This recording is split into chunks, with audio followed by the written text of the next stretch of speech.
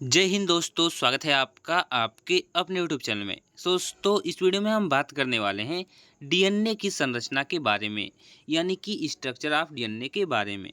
इससे पहले मैं आपको बता दूं कि यदि आप क्लास 12th में बायोलॉजी से पढ़ते हैं तो यह वीडियो आप लोगों के लिए बहुत ही इम्पोर्टेंट है, क्योंकि ये क्लास 12th बायोलॉजी वालों के लिए ही बनाया जा रहा है। अगर जो आप नॉलेज के बेस पे भी देखना चाहते हैं डीएनए की संरचना को, तो आप देख सकते हैं। ठीक है, तो चलिए डीएनए की संरचना को हम शुरू करते हैं। देखिए, मैं आप लोगों के लिए प्रॉपर नोट्स बना के लेके आया हूँ और विधिवत आप लोगों को समझाऊंगा। और एक बार इस टॉपिक को पढ़ने के बाद आपके मन में जो सारे डाउट हैं डीएनए को लेकर, वो सारे के सारे डाउट क्लियर हो जाएंगे। तो आई होप आप इस वीडियो को पूरा का पूरा वॉच करेंगे। तो चलिए शुरू करते हैं। पहले एक एक टॉपिक को पढ़ते हैं और आपको समझाने की कोशिश करते हैं, और आप लोग इसे अपनी रफ कॉपी या नोट्स कॉपी में नोट कर सकते हैं।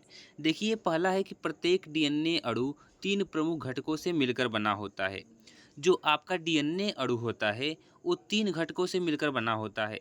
पहला डीऑक्सीराइबोज शर्करा, जैसा कि आप डीएनए का फुल फॉर्म पढ़ेंगे तो उसमें डीऑक्सीराइबोज आपको सुनने को मिलता है, यानी कि एक शुगर है डीऑक्सीराइबोज शर्करा, और फास्फेट समूह यानी PO4, और नाइट्रोजन क्षार यानी कि नाइट्रोजन क्षार। ये 3 चीज़ों से मिलकर हम लोग का डीएनए बना होता है। ठीक है, जो डीएनए की संरचना होती है वो डबल हेलिक्स होती है, यानी कि द्विकुंडलित होती है। जैसा कि यहाँ पे आप देख सकते हैं ये द्विकुंडलित है, यानी इसमें दो कुंडलियाँ हैं और इसकी संरचना कैसी है, द्विकुंडलित है। देखिए, जो इसमें नाइट्रोजन क्षार होते हैं, इसमें एडेनिन होता है, ग्वानिन होता है, साइटोसिन होता है और थायमिन होता है। देखिए, जैसे कि जो डीएनए की संरचना है बिल्कुल ऐसी होती है, और इसके बीच में ये जो न्यूक्लियोटाइड हैं, ये दोनों न्यूक्लियोटाइड, इनकी बीच की जो दूरी होती है वो 20 एंगस्ट्राम होती है। कितनी होती है ये बीच की दूरी, कितनी होती है, 20 एंगस्ट्राम। यहाँ पे आप चित्र में देख सकते हैं कि 20 एंगस्ट्राम इसमें दूरी है। जैसे कि अगर जो आप चित्र बना लेंगे तो आप पूरा का पूरा फिगर को ही आपको एक्सप्लेन करना है, आपको पूरे के पूरे नंबर मिल जाएंगे। जैसे कि देखिए, यहाँ लिखा है कि डीएनए का प्रत्येक अणु 2 पॉलीन्यूक्लियोटाइड का बना होता है, जिनका व्यास लगभग 20 एंगस्ट्राम होता है। यानी इनका व्यास कितना है, 20 एंगस्ट्राम है, दोनों पॉलीन्यूक्लियोटाइडों का व्यास। ठीक है, नेक्स्ट दिया है कि प्रत्येक पॉलीन्यूक्लियोटाइड में फास्फेट तथा शर्करा समूह एकांतर क्रम में जुड़े होते हैं। ये जो आपका पॉलीन्यूक्लियोटाइड है, ये अब जैसे इसको न्यूक्लियोटाइड बोलते हैं, लेकिन ये अधिक मात्रा में है तो इसको पॉलीन्यूक्लियोटाइड बोलते हैं। पॉली यानी कि ज़्यादा हो जाएगा इसमें। जैसे कि और जो एक रहता तो इसको न्यूक्लियोटाइड बोलते हैं, लेकिन ये बहुत सारे हैं तो इसको क्या बोलते हैं, पॉलीन्यूक्लियोटाइड। यहाँ पे आप देख सकते हैं पॉलीन्यूक्लियोटाइड में यहाँ पे पी से फास्फेट को दर्शाया गया है, और जो आपका यस है उस यानी कि शुगर को यानी कि शर्करा को दर्शाया गया है। इसमें दिया है कि प्रत्येक पॉलीन्यूक्लियोटाइड में फास्फेट तथा शर्करा समूह एकांतर क्रम में क्या होते हैं, जुड़े होते हैं। यहाँ पे आप देख सकते हैं फास्फोट, शुगर, फिर फास्फेट, फिर शुगर, ऐसे करके क्या होते हैं, जुड़े रहते हैं एकांतर क्रम में। और साथ ही जो नाइट्रोजन क्षार होते हैं, जो नाइट्रोजन क्षार होते हैं, जैसे कि आपका एडेनिन, थायमिन, ग्वानिन और साइटोसिन। ठीक है, तो देखिए जो एक एडेनिन होता है वो किससे जुड़ा होता है, 2 हाइड्रोजन बंध के द्वारा थायमिन से जुड़ा होता है। डीएनए में जो एडेनिन होता है, जो आपका एडेनिन होता है वो किससे जुड़ा होता है, थायमिन से। किस बंध द्वारा, डबल हाइड्रोजन बंध के द्वारा, यानी कि डबल बंध के द्वारा। जो आपका ग्वानिन होता है वो ट्रिपल बंध के द्वारा साइटोसिन के द्वारा जुड़ा होता है, साइटोसिन के साथ जुड़ा होता है। ठीक है, ये आपको इसको याद रखने की एक ट्रिक भी मैं बता देता हूँ, ATGC, ATGC।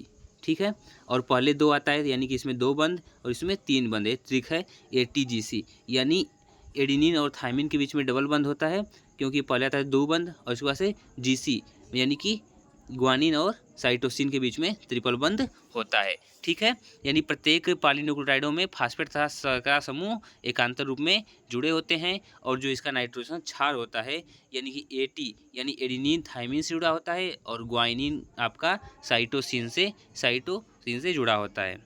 ठीक है, अब देखिए नेक्स्ट दिया है इसमें जो लिखा गया है कि फास्फेट समूह के एक तरफ की शर्करा के 5 कार्बन तथा दूसरी तरफ के 3 कार्बन जुड़े होते हैं।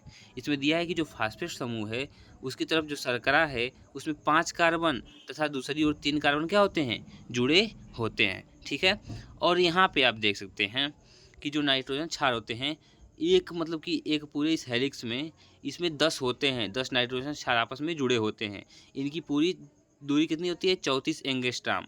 और 2 क्षारों के बीच में जो दूरी होती है 3.4 यानी 3.4 एंगस्ट्रॉम की होती है। इस बात को भी मैंने नीचे लिखा हुआ है, इसको भी पढ़ लेते हैं। देखिए दिया है कि 2 पॉलीन्यूक्लियोटाइड श्रृंखला नाइट्रोजन क्षार द्वारा जुड़े होते हैं, जिनमें एडेनिन थाइमिन से जुड़ा होता है हाइड्रोजन बंध के द्विबंध तथा ग्वानिन और साइटोसिन से हाइड्रोजन त्रिबंध के से जुड़ा होता है।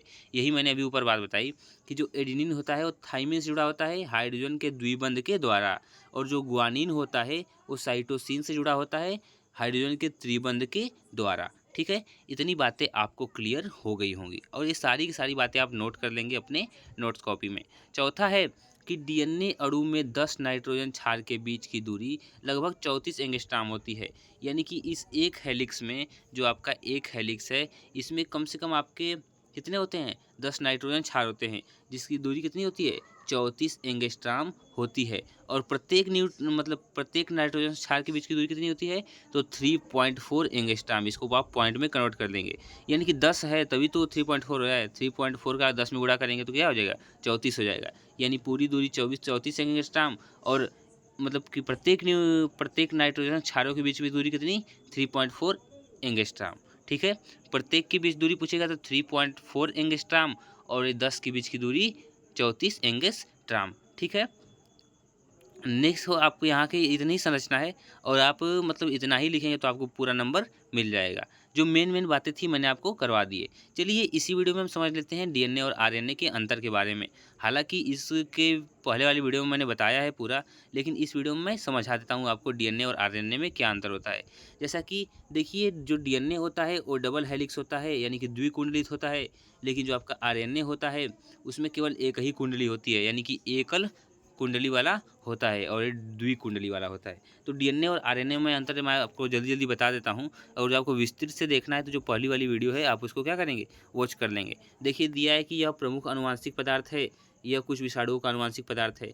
यानी जो डीएनए है आपका प्रमुख अनुवांशिक पदार्थ है, और यह कुछ विषाणुओं का अनुवांशिक पदार्थ है।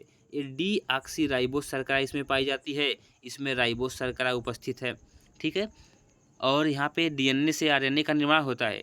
जो डीएनए है वो आरएनए का निर्माण कर देती है, लेकिन कुछ ही विषाणुओं में ऐसा होता है कि आरएनए से डीएनए का निर्माण होता है। यानी कि ये रेयर चीज़ है और ये नेसेसरी है। यानी कि डीएनए से ही आरएनए बनेगा, लेकिन कुछ ही विषाणुओं में ऐसा होता है कि आरएनए से डीएनए का निर्माण होता है। इनमें थाइमिन क्षार उपस्थित होता है, और इनमें कौन कौन सा होता है? यूरेसिल क्षार उपस्थित होता है। यानी कि इसमें ATGC, यानी कि एडेनिन, थाइमिन, ग्वानिन और साइटोसिन। लेकिन इसमें क्या होता है? एडेनिन तो होता है, लेकिन उसके सामने यूरेसिल जुड़ा होता है, और ग्वानिन और साइटोसिन भी होते हैं। बस कौन सा क्षार बदल जाता है? यहाँ पे आरएनए में यूरेसिल हो जाता है और डीएनए में थाइमिन हो जाता है। ठीक है, तो ये सारे आपके अंतर थे। आई होप आपको इस वीडियो में डीएनए की पूरी संरचना और उसके अंतर, डीएनए और आरएनए के बीच अंतर पता चला होगा। आप लोग इसका एक बार स्क्रीनशॉट ले लेंगे और क्या करेंगे? इसको पूरा का पूरा तैयार कर लेंगे। So thank you and bye bye, take care of your. मिलते हैं नेक्स्ट वीडियो में, तब तक के लिए राधे राधे।